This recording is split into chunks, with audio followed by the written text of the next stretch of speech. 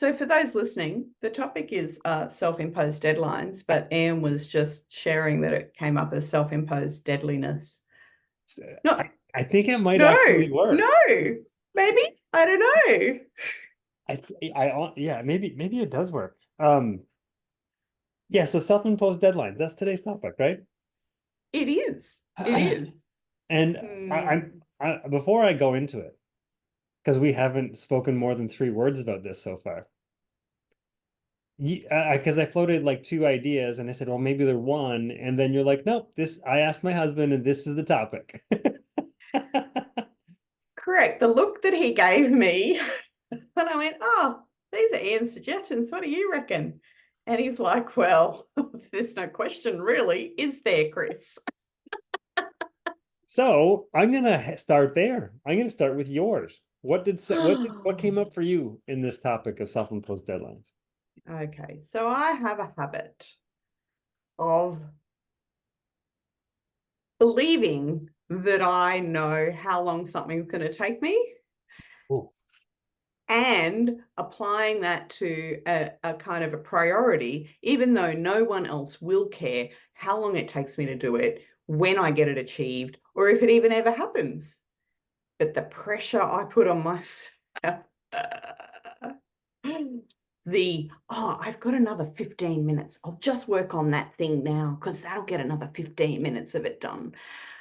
Where I could maybe stop and, I don't know, chill for 10 minutes. That would be, a lovely little self gift.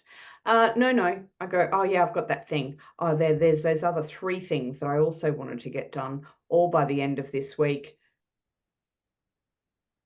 I, you know, so I have a lot of self-imposed deadlines, and I do tend to achieve them. So what occurred to me when you brought that topic up is that I can be quite proud of my self-discipline. And then I wonder if it has a bit of a pro and a con to it, because self-discipline is fabulous until it's not. So that's kind of what came up for me. I have about 4 things at the moment that are on a self-imposed deadline. No one will care. Literally no one will care if I ever do it.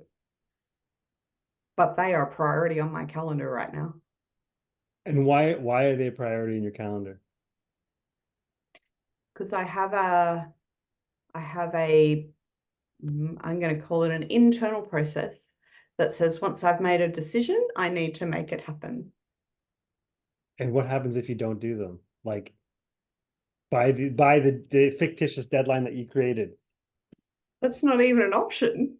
It's just going to happen. Regardless of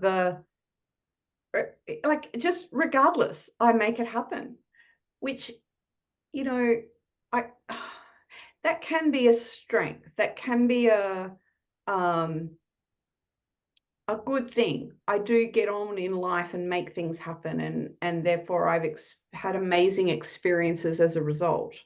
However, it can be to my detriment and the people closest to me. It can be to the detriment to my relationship with them because I prioritize things over them.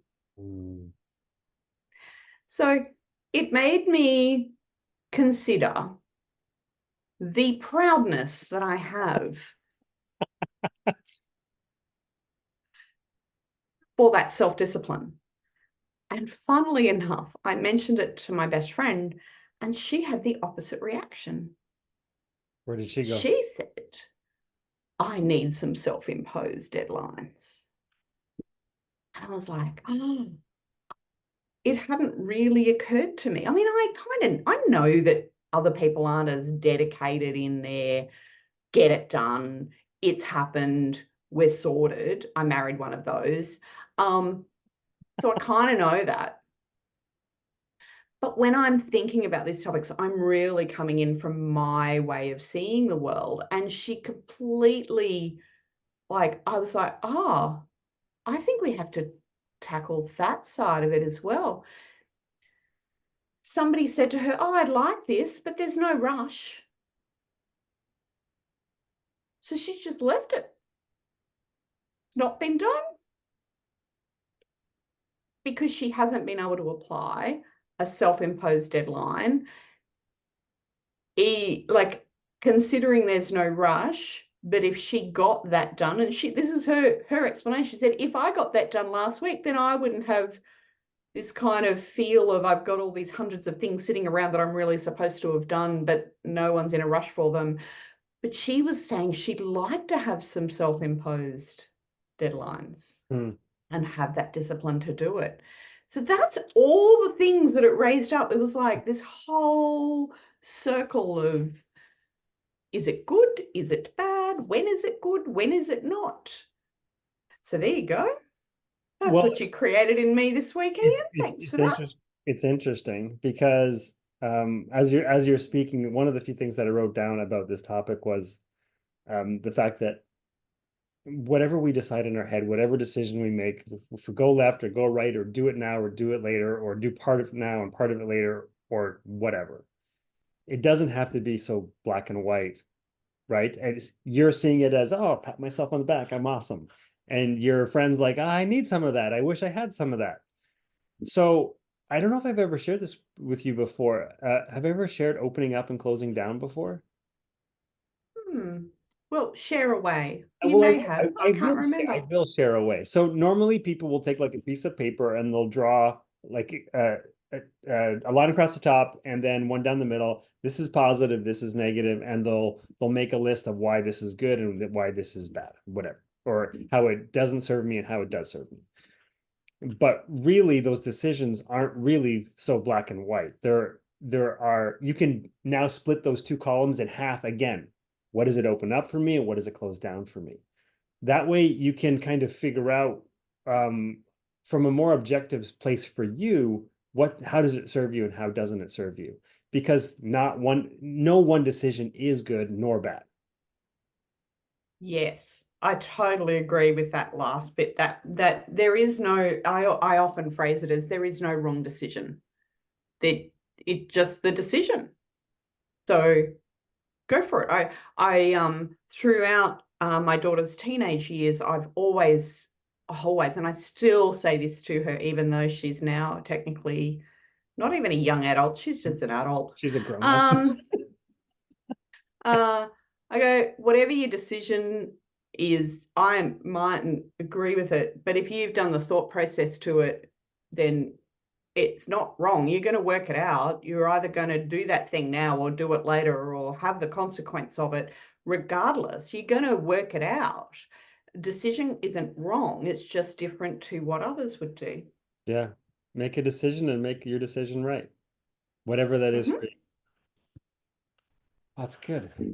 I was wondering if your husband, when he heard it, was like, yeah, we do this. Yeah, like I was curious if you guys had a conversation about it after the fact.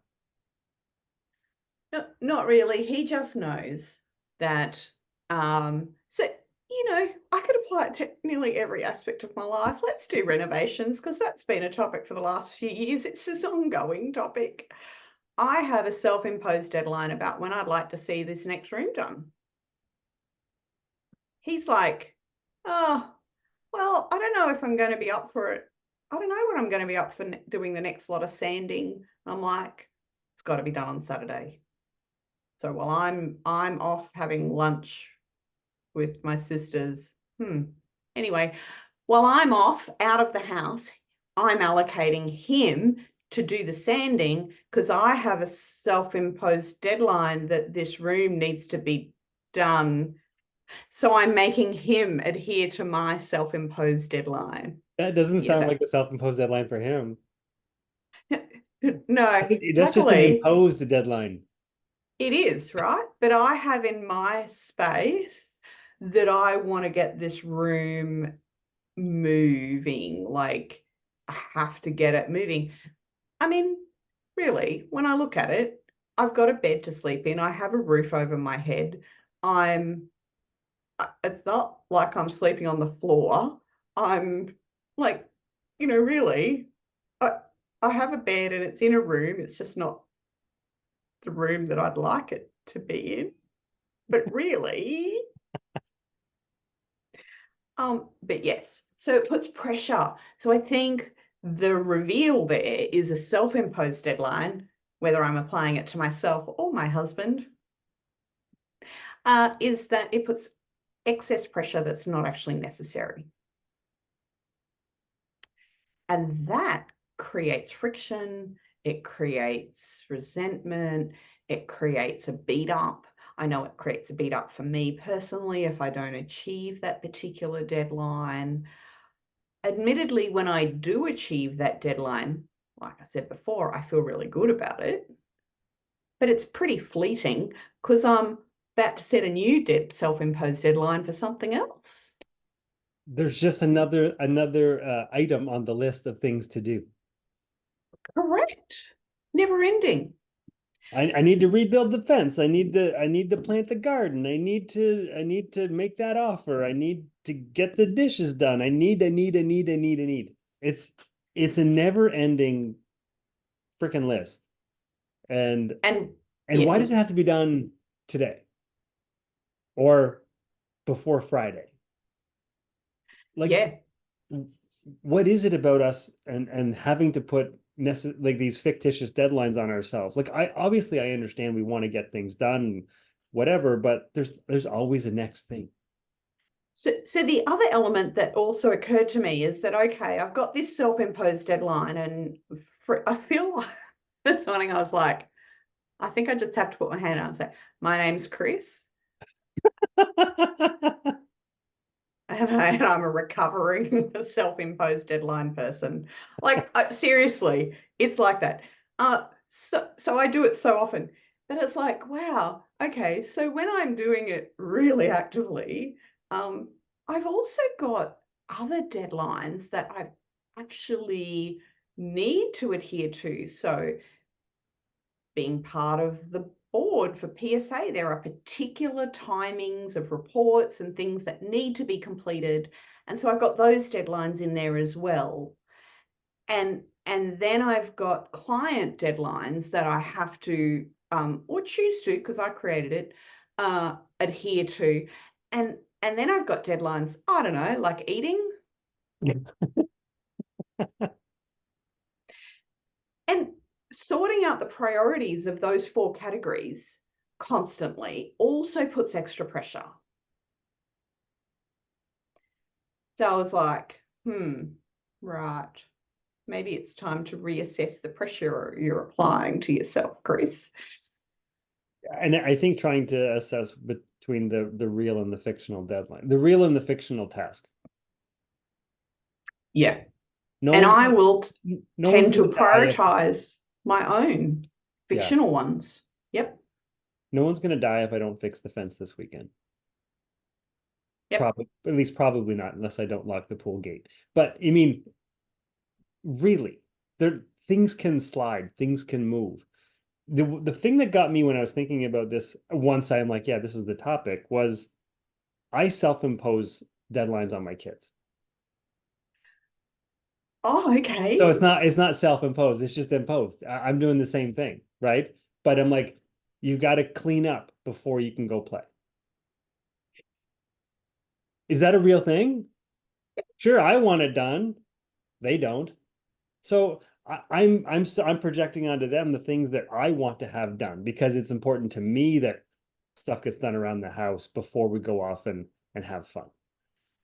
But there's a lot we can learn from them in this scenario too. Like maybe it doesn't have to be so structured. Maybe it doesn't have to be clean first or do the work first. Maybe it could be play first, right? And maybe it's a mix of two. Maybe it doesn't have to be all or one and all of one and none of the other. Correct. Like you said, that black and white. Maybe there's a mixture of things that can happen. Maybe. But my inflexibility, is that a word? It is now. My resistance to being flexible for stuff like that. I'm obviously a work in progress too, but it's it was interesting when I started to reflect on the idea that it's not just me that I'm affecting, and just like you were saying the same thing, it's affecting others. So how can I learn from them, reassess, reprioritize the list of fictional and non-fictional things, and do what feels right as opposed to necessarily having to get it done. I think the reason why I wanted to bring this up was this past week. So I've just gotten over being sick. Like I just started feeling normal at some point this week. Yet, Well, that's good. yet all weekend I was fixing the fence with the neighbor. So, and and it's funny because on Sunday I was like, man, I don't feel like I had a weekend at all. I was outside, like I was like working on that, digging the hole, and then I was pouring the concrete. And anyways, just nonstop working on stuff. And then Julie's like, you know what? Tomorrow's a holiday. I'm like, what? Really? I forgot about it. Yay! I have my weekend back. What did I do the next day? I finished the fence.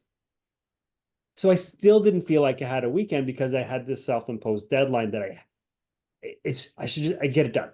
I should get it done and it'll be out of the way and I won't have to worry about it and whatever. Or he's gonna do it wrong and I better get out there before him so it's done right. Whatever. So yeah, it's just silly. We pretty much torture ourselves, don't we, with Oh this? my goodness. It's so interestingly, last week I had a 2-day summit that I was helping to facilitate. There's a team of 4 of us that ran it, and we had 32 people on the line, so that was great. That was going for 2 full days. Now I know you know what that feels like.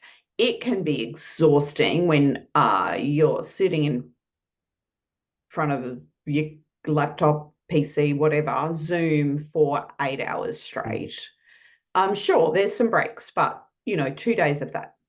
And what I found really interesting was that I was not exhausted by those 2 days. And when you mentioned this topic, I wondered whether part of the reason that I wasn't as exhausted is that for those 2 days, I had literally wiped any other responsibility I had. I had nothing else to do other than be on Zoom and be in the moment for what was needed to be done while we were managing those 2 days. Mm. There was no washing responsibilities. There was no cleaning responsibilities. There was no other work responsibilities. Everything else had been moved from those 2 days. And when I got to the end of the 2 days, I was like, oh, that was easy. I was not exhausted from that at all. I mean, I slept quite well on the Friday and the Saturday night, but I wasn't energetically exhausted. I don't think it had anything to do with the group because there was a bit of insanity that went on behind the scenes. I don't think it had anything to do with that. I think it had more to do with that I hadn't piled more things on top of me to make sure that I also got that done on that day. Mm. So I basically lifted all of that responsibility and those deadlines and just went, no, there aren't any other deadlines today. That's it. We're done. And so there was just this ease and pretty neutral space as a result. So that was interesting, considering that something like that can be so intense. And because I'd given myself space from my own deadlines, it was much easier. Well, I think there's an energy bank that we have, right? So you can only take out so much money out of your account before it starts getting stressful, right? Before you have to replenish it with, new income or whatever. So if you overdraw that energy one day, you're going to pay for it the next day. So it sounded like for you spent what you had, but you didn't overspend and you're fine and things got replenished. And the next day you went back and you were, good. But if you had said, oh, you know what, I could get a couple more things done, or I could maybe get a start on the room or whatever, right? You start overspending, overdrawing that energy, and you end up becoming less available and yourself from there on. Yeah, completely. And the other joy that I think happened, even though there is part of me that I think really enjoys putting some self-imposed deadlines on my husband, Um, he also I want a had, t-shirt that says that. I get joy from giving my husband deadlines. Yes. Self-imposed deadlines. Yep. Um, is that he was also not under he like a lot less pressure Mm. because I'm like, I can't care what it is you're going to do because I'm focused here. And so he got to the end of that day. I checked in with him on the Sunday. We were sitting around. We'd taken his mum out for lunch and we were kind of doing a chill day. And oh, so how did you enjoy your Saturday? And he said, oh, actually, I really liked it. I got to do some things. I got to have some breaks. I chose what I was going to do next. He was cooking some meat on his slow cooker, on his barbecue, and smoking it and all of that sort of stuff. He's like, oh, I had a bit of this and a bit of that. It was a really nice little combination. So it took pressure off him as well. Look Mm. at that. Brought more joy to him. There's a lesson. Happy husband, happy life doesn't rhyme though, does it? No, no, but it does make the wife happier if the husband. Yeah, anyway, no, we won't go there. But it does have an impact all round. So, for the more pressure we put on ourselves, the more pressure it puts on others around us. Mm. The less pressure we put on ourselves, the less pressure it puts on others around us. Oh, who thought that? That's so logical. And it was all self-imposed. Totally. The pressure too, right? Yeah. Which comes back to the deadline of, oh, see, I have to get it done. Admittedly, the days leading up to the summit, there was stuff that had to get done. That was more of the summit pressure and people like the variety of issues that sort of were appearing even the night before. Like it was like, okay, need to respond to that immediately. That's okay, but I seriously don't need to be adding more deadlines on. Or if I don't know. See, I'm going to be completely. I don't know if I'm ever going to stop doing self-imposed deadlines. I think what I'm going to move forward doing, and I do this mostly okay until I don't do it okay, is spreading it out a bit. So, like you said, with the kids having to clean up before you can go have fun. Like, who said that was a thing? What if you could do a bit of both? So, what if I did a little bit of that work and then took some time out and then came back and did a bit more of that and break up that timing? And that just comes to a little bit more sensible scheduling. Mm-hmm. Which has come up pretty frequently in the last few times we've connected. You know, Yeah, creating those pockets for yourself, the downtime, the space. yeah. Yeah. And both you and I know exactly what happens when we don't do that well. We collapse in some form. Still feeling the effects. Yes. So it's important to keep on above it. I'm going to say above it. I really don't think that life, I cannot visualize a life where I don't make a decision, get on with it, make it happen. But maybe allowing some flexibility in there, some softness, some less pressure will make it feel a little bit easier. I think you're on to something too. Because I think if you don't, sometimes if you don't set a deadline, it things just drag and drag and drag. However, if you can set one, but you build in some flexibility and some grace and it's not so myopically focused on the one thing, you know, So, you're gonna so get what's your idea with the kids? Because I happen to know, well, met both of your children. What's the you'll plan probably with? meet one again tonight. It's how it works, right? Yeah, so what's the plan with the kids, and whether they, I don't think they need to hear this because they might go, what? I don't have to clean up. I can have fun. They won't watch me on Facebook. I'm cringe. So not to worry about that.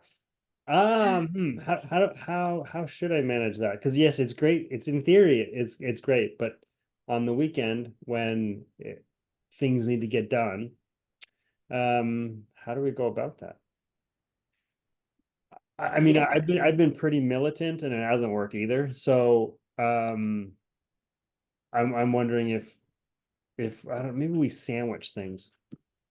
So a little bit of fun, a little bit of work or whatever that looks like, and then back to the fun. So it's not necessary. So it's kind of like that, the feedback sandwich, the shit sandwich. You give them like something good and something bad and something good. It's kind of the same thing. However, I think if it's done in a just a mindful fashion, I think it could work. Yeah. Um, and maybe we need to turn deadlines around like that as well, where we give ourselves something good. So I, I mean, that theory I apply in some areas of my life, just not all areas of my life. So I do start the day with things for me. So Mm. I will go for a walk or go to the gym without any technology with me, which always feels a little bit rebellious when I do it, because I do tend to live with my phone. But and there's a little bit of the, oh, what if I need, Some no, too bad. Hmm. Um, but I give to myself first before I put that pressure on. So, like you were saying before, that bank of energy is filled a little to cope with whatever else I've got Mm. allocated. So giving yourself a little bit of that goodness first, then do the pressure, then a little bit more goodness. Yeah, and I think I'm in the phase right now of needing to give myself more of that, just because of where I was. My energy bank's still not where I would like it to be. So I ended up taking a nap this morning, which is weird for me to do, but I obviously needed it. And I haven't added a bunch of work things. I've rescheduled a couple of things as well. So it's I I have overdone it. The pendulum has swung too far one side and it has to correct. So I'm in the correcting zone at the moment. And that's the other thing, isn't it, about making sure that you take the pressure off the correcting zone, because that can take a little bit of time to normalize when we have swung the pendulum too far. And again, not to put too much pressure. Okay, I'm going to be sorted by the end of the weekend. Maybe not. Maybe that self-correction will go on for a little longer. And we've got to make sure that we don't put that self-imposed deadline on that. Yeah. Yeah, that I guess there would be a tendency for me to want to flip the switch and go back to where I was because, that's the way it was and that's when I got the most stuff done. But when you crash and burn, you're not getting a lot of stuff done. So, No, and you have to give yourself that time. And we can't actually when we're in that space, we can't predetermine, is that going to take my system 10 days or 2 weeks or just 2 days? Don't mm. know. There's that flexibility that's got to come back in again. There you go. And we have to provide some more flexibility. Mm. That will be fun.